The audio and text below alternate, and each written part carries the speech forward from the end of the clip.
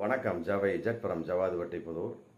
Power writer அப்படிங்கிற அந்த YouTube channel மூலமாக உங்களை மீண்டும் சந்திப்பு ரொம்ப மற்ற மகிழ்ச்சி. அத்தோடு எங்கள் சேனலை சப்ஸ்கிரைப் பண்ணுங்கள், பெல் பட்டன் அழுத்த மறந்துடாதீங்க. அத்தோட எல்லாத்துக்கும் ஷேர் பண்ணுங்கள். அதாவது விஜய் வீடியோ விட்டுருக்கார், 4:45 நிமிஷம் ஓடுது. எல்லாரும் நேரடியாக வருவாங்கன்னு சொல்லிட்டு காத்துக்கிட்டு இருக்கிறாங்க. நல்லா புரிஞ்சுக்கணும். அதாவது எப்படிப்பட்ட ஒரு அசம்பாவிதம் இருந்தாலுமே சரி, மன்னிக்கக்கூடிய ஒரு மனோபக்குவம் எல்லா மக்கள்கிட்டையும் உண்டு. இது ஒன்றும் பெரிய விஷயமா அந்த நேரத்துக்கு மக்கள் பேசினாலுமே கூட, அடுத்து யாரால் அந்த சம்பவம் நடத்தப்பட்டதோ அதை மக்கள் எதிர்பார்த்து வருகை காத்திருக்கக்கூடிய சமயத்தை ஸ்பாட்டில் போயிட்டோம்னு வைங்க, எப்படிப்பட்ட எதிரியுமே ஆஃப் ஆயிடுவான். நல்லா புரிஞ்சுக்கணும். அதாவது ஒரு சில பேர்கிட்ட பேசுனீங்கன்னா ஃபோனில் பேசுறதுக்கு நேரடியாக பேசுறது வித்தியாசம் இருக்குது. ஃபோனில் பேசுகிறது ஒன்று தான், இந்த மாதிரி வீடியோவில் பேசுகிறது ஒன்று தான். வீடியோவில் பேசுங்க, ஃபோனில் பேசுங்க, கோபம் அதிகமாக இருக்கும். கொஞ்சோண்டு பேசுகிறவங்க கூட அதிகமாக பேசுவான், நிறையா கேள்வி கேட்பான். அதே கதவை தட்டி, வீட்டு கதவை தட்டி, பாப்பா நான் சௌக்கியமா சொல்லுப்பா, ஏதோ கூப்பிட்ட மாதிரின்னு சொல்லி பாருங்க, அது இது அது எப்படின்னு கேட்டால் நான் சொல்கிறேன், இப்படி தடுமாறுவான். ஃபேஸ் டு ஃபேஸ் பார்க்குறதுக்கும் ஃபோனில் வீடியோவில் அறிக்கை விட்டு பேச நிறைய வித்தியாசம் இருக்குது. புரியுதுங்களா? இந்த மாதிரி விஜய் இன்னைக்கு வீடியோ விட்டுருக்கிறார். இதனால மக்களுடைய கோபம் தான் அதிகமாகும். இதெல்லாம் ஒரு சாதாரண ஒரு விஷயங்கிறது நடிகராக இருக்கக்கூடிய விஜய்க்கு கூட தெரியவில்லை. அப்படிங்கிறது உண்மையிலே அரசியல் அனுபவம் இல்லை என்பதையெல்லாம் விட தப்பித்து சென்று விட்டார் அப்படிங்கிறது பப்ளிக்கா தெரியுது. அதுக்கு என்ன காரணம் சொல்றாரு அப்படின்னா, சொல்றார் சிஎம் சார், ஆமா என்ன வேணாலும் பண்ணுங்க அப்படிங்கிறார். என்ன வேணாலும் பண்ணுங்க, மக்களை விட்டுருங்க, ஏன்னா ஆஃபீஸில் இருப்பேன் இல்லை வீட்டில் இருப்பேன், மற்றபடி நீங்கள் என்ன வேணாலும் பண்ணுங்க, மக்களை விட்டுருங்க. திமுக மக்களை என்ன செஞ்சா காப்பாற்றினாங்க, அவ்வளோதான். இதையே உள்டா அடித்து விஜய் பேசுகிறார் அப்படிங்கிறது தெரியல. திமுக ஸ்பாட்டில் இருந்தாங்க, மற்றபடி அதுக்கு முன்னாடி ஏற்பாடு டக்கு டக்கு டக்கு டக்குன்னு செந்தில் பாலாஜி ஸ்பாட்டுக்கு வந்தார், மா சுப்பிரமணியன் ஸ்பாட்டுக்கு வந்தார், அன்பில் பொய்யாமொழி ஸ்பாட்டுக்கு வந்தார், அடுத்து முதலமைச்சர் வந்தார், அடுத்து துணை முதல்வர் வந்தார். டக்கு டக்கு டக்கு டக்கு நாங்கள் உள்ள எல்லாருமே செஞ்சாங்க. இல்லாவிட்டால் அந்த இருக்கக்கூடிய அந்த 50 சில்லற உயிர் கூட இறந்துருப்பாங்க. 41 ஸ்டாப் ஆனதுக்கு திமுக அரசு தான் காரணம். ரைட். இந்த அளவுக்கு இருந்துமே கூட திரும்பவும் ஏன் பழைய திமுக மீது போடுவது அப்படிங்கிறது தான். அது சிஎம், அன்னைக்கு சிஎம் ஸ்டாலின் அங்கிள் அப்படின்னாரு. நல்ல வேலை அந்த மாதிரி அங்கிள் போட்டு பேசல. ஆமாம், சிஎம் சார் அப்படிங்கிறார். ரைட், இருக்கட்டும், அதை பற்றி ஒன்றும் கிடையாது, மரியாதையான வார்த்தையாக இருக்கட்டுமே, தப்பு ஒன்றும் கிடையாது. பட்டு எல்லா விஷயமும் தெரிந்தும் கூட நல்லா புரிஞ்சுக்கணும், எதற்காக அதை உள்டா அடித்து பேசுகிறோம். இதுதான் அரசியல். அப்போ விஜயும் அரசியல் செய்கிறார் அப்படிங்கிறத தெரியுத ஒழிய அவர் மீது பரிதாபப்படக்கூடிய அளவுக்கு ஒன்றுமே கிடையாது. அது சொல்கிறார், எனக்கு தெரியும், இதுக்கு என்ன சொன்னாலும் ஈடாகாது அப்படிங்கிறார். எனக்கு தெரியும்னு சொல்கிறாரு. ஏன்னா இதுக்கு என்ன சொன்னாலும் ஈடாகாதுன்னு அவரு தான் சொல்கிறார். அப்புறம் எதுக்கு சொல்லிக்கிட்டு? நல்லா யோசிக்கணும்.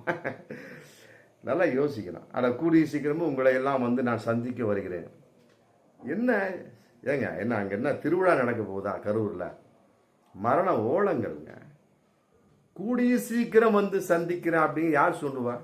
ஒரு சொந்தக்காரன் சொல்லுவான். மற்றபடி ஒரு திருவிழாவுக்கு திருமண விழாவுக்கு வர்றவன், ஒரு வீட்டை தேடி வர்ற சொந்தங்கள் சொல்லுவான், அவ்வளோதான். 70 வீட்டுக்கு வரவனா சொல்லுவான்.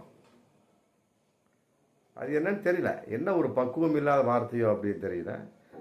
அதே நேரத்தில் இப்படியெல்லாம் நான் நடக்கும் என்று என்னுடைய லைஃப்பில் எதிர்பார்த்ததே கிடையாது. மனசு முழுவதும் வலிங்கிறாரு. எதிர்பார்த்ததே கிடையாதுங்கிறது எல்லாத்துக்கும் தெரியும் தான். விஜய் ஈஸிய ஆரம்ப அரசியல்வாதி. அரசியலை பொறுத்தவரைக்கும் அவர் ஒரு எல்போர்டு, முடிஞ்சு போச்சு. இந்த ஒரு வார்த்தையே போதும். எல்போர்டுனா லேர்னிங் அப்படிதான். அதனால தான் சொல்கிறார், இப்படி ஒரு பிரச்சனை நான் எதிர்கொண்டதே இல்லைங்கிறார். முடிஞ்சு போச்சு, இதிலே தெரிஞ்சு போச்சு. அப்புறம் என் மீது கொண்ட அன்பின் காரணமாகவும் பாசத்தின் காரணம் மக்களை என்னை பார்க்க வந்தாங்க. மற்றபடி மக்களுடைய பாதுகாப்பில் சமரசம் என்பதே கிடையாது சொல்லிட்டு, நானும் ஒரு மனுஷன் தானே அப்படிங்கிறார். இது என்ன அப்பாவித்தனமான பேச்சு? அதான் ஏற்றுக்கொள்ள முடியாத ஒரு விஷயம்.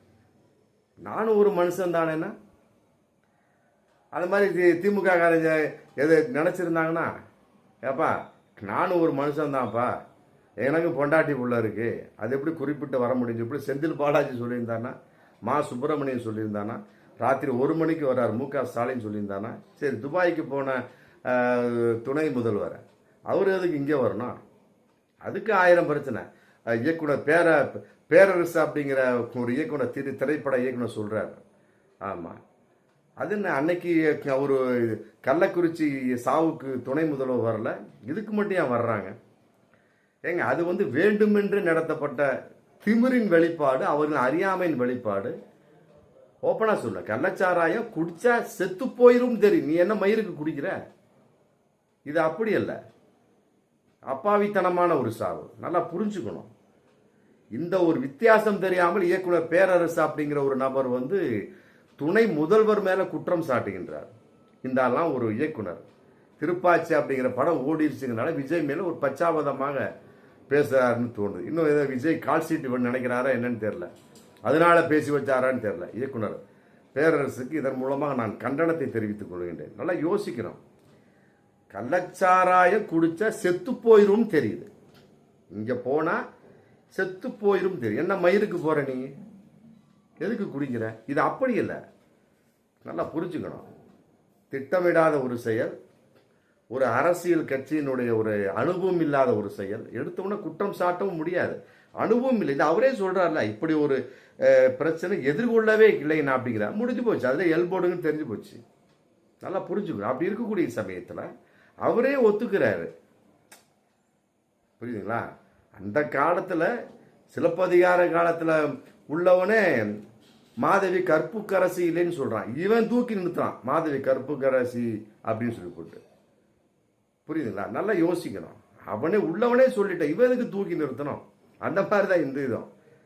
பேரரசு இயக்குனர் சினிமா, ஆமா, அதோட நிப்பாட்டிக்குங்க, அரசியலுக்கு தான் வராதிங்க. புரியுதுங்களா? தப்பு. அதெல்லாம் பேசுவது எவ்வாறு பேச வேண்டும் என்பதையெல்லாம் விட சூழல்னு ஒரு விஷயம் இருக்கு. அதே மாதிரி என் தலைவன் திருமாவளவன் விளக்கம் கொடுத்தாரு பாருங்க. ஆமா, அது எப்படி துணை முதல் டக்கு டக்கு டக்கு டக்குன்னு போனார், செந்தில் பாலாஜி எப்படி டக்கு டக்குன்னு போனார், அது அன்றைக்கு ஏன் வரவில்லை, கள்ளச்சாராயத்து வர கேட்குறாங்க. அப்போ என் அருமை தலைவன் திருமாவளவன் ரொம்ப தெளிவாக சொல்றாரு. அது வந்து அந்த சூழலுங்க. அன்னைக்கு வந்து அவர் நேரமின்மை இருக்கலாம், மற்ற எத்தனையோ பிரச்சனை இருக்கலாம். ஏங்க ஒரு சாதாரண ஒரு குடும்ப தலைவனுக்கு உச்சியிலேருந்து உள்ளங்கால் வரைக்கும் ஏகப்பட்ட பிரச்சனை. காலையில் கண்ணு முழிக்க ராத்திரி படுக்கிற வரைக்கும் எத்தனை பிரச்சனை. ஒரு சாதாரண ஒரு குடும்ப தலைவனுக்கு, ஒரு நாட்டை ஆண்டு கொண்டு இருக்கிற ஒரு சிஎம்முக்கு எவ்வளோ பிரச்சனை இருக்கும் யோசிங்க பார்ப்போம். ஒரு இடத்துல திருமாவளவன் என் அன்பு தலைவனே சொல்லியிருக்கிறான். ஆமாம், நான் ஒன்றும் தூங்க முடியல, ஒன்றும் முடியல, திருமணம் நிச்சயதார்த்தம் எல்லாம் வந்து என்னை அரிச்சு எடுக்கிறாங்க. ஆமாம், ஏன்னா என்னால் சமாளிக்கவே முடியல அப்படிங்கிற பாவம். கல்யாணம் பண்ணாமல் இன்னும் இருந்துட்டு இருக்கிறா. இதுக்காகவே கல்யாணம் பண்ணால் பொண்டாட்டியோட யார் பேசுறது அப்படிங்கிற ஒரு மிகப்பெரிய ஒரு வருத்தத்தை புள்ள எப்படி பக்க முடியும், இப்படிலாம் வந்தா. நல்லா யோசிக்கணுங்க. அந்த அடிப்படையில் இருக்கக்கூடிய சமயத்தில் ஏன்னா உதயநிதி சார் அதையும் மீறி எல்லாம் வந்து பார்த்தாங்க, அதனால தான் தப்பிச்சது.